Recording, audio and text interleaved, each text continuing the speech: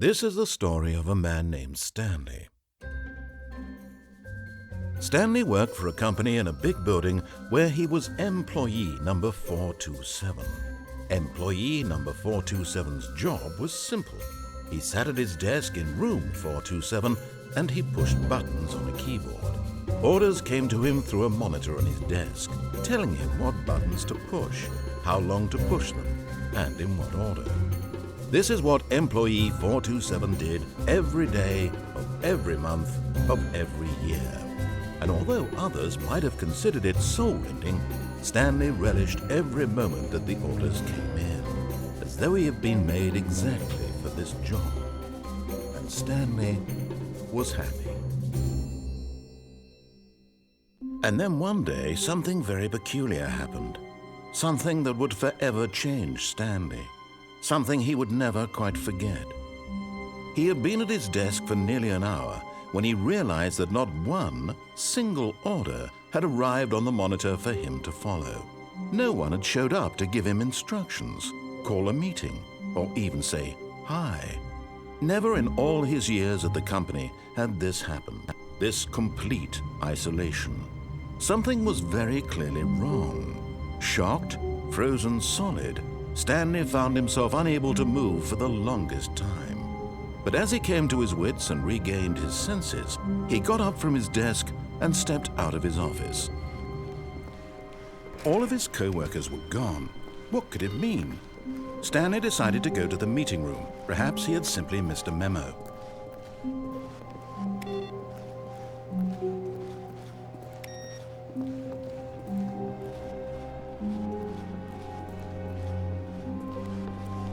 When Stanley came to a set of 2 open doors, he entered the door on his left.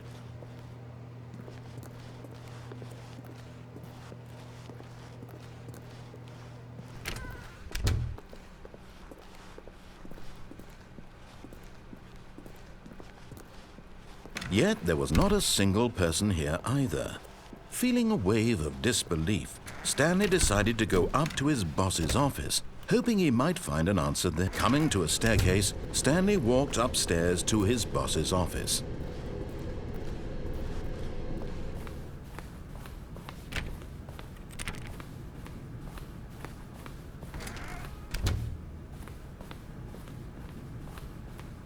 Stepping into his manager's office, Stanley was once again stunned to discover not an indication of any human life. Shocked, unraveled, Stanley was in such a rush to get through the story as quickly as possible, he didn't even have a single minute to just let the narrator talk. That kind of anxiety isn't healthy, so he relaxed for a few moments with some calming New Age music.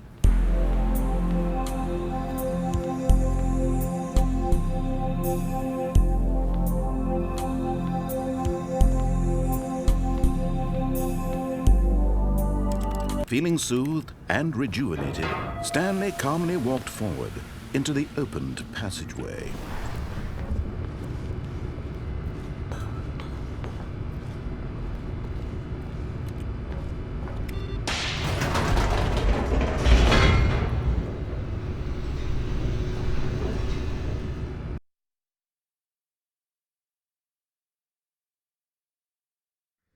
Descending deeper into the building, Stanley realized he felt a bit peculiar.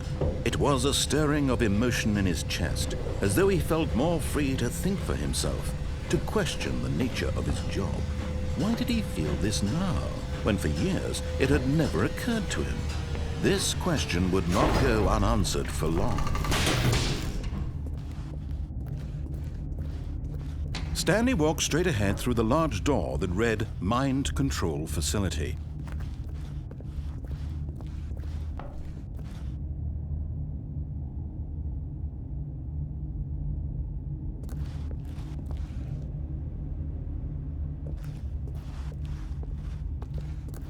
Although this passageway had the word escape written on it, the truth was that at the end of this hall, Stanley would meet his violent death. The door behind him was not shut. Stanley still had every opportunity to turn around and get back on track.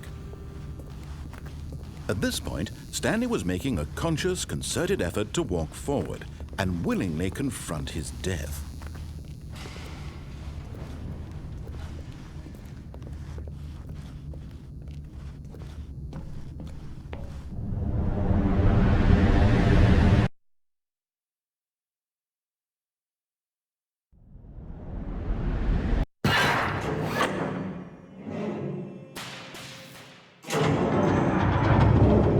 As the machine whirred into motion and Stanley was inched closer and closer to his demise, he reflected that his life had been of no consequence whatsoever.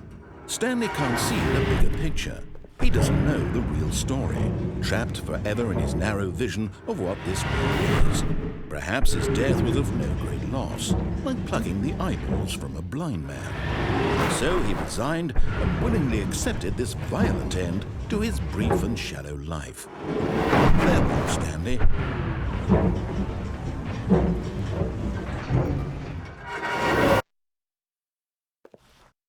"Farewell, Stanley," cried the narrator, as Stanley was led helplessly into the enormous metal jaws. In a single visceral instant, Stanley was obliterated as the machine crushed every bone in his body, killing him instantly.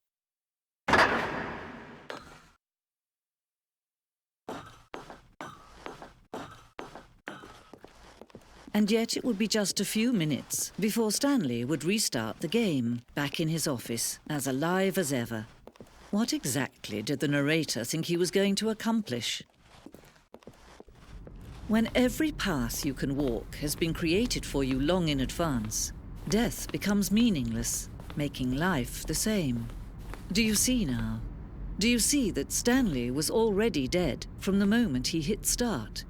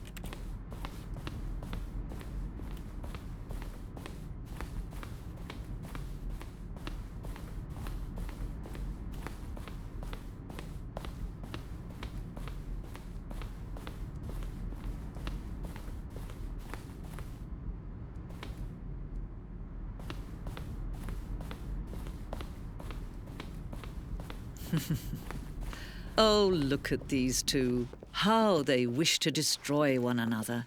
How they wish to control one another. How they both wish to be free.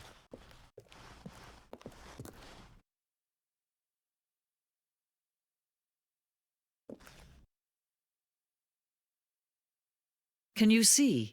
Can you see how much they need one another? No, perhaps not. Sometimes these things cannot be seen. But listen to me. You can still save these two. You can stop the program before they both fail. Push escape and press quit. There's no other way to beat this game. As long as you move forward, you'll be walking someone else's path. Stop now and it'll be your only true choice. Whatever you do, choose it. Don't let time choose for you. Don't let time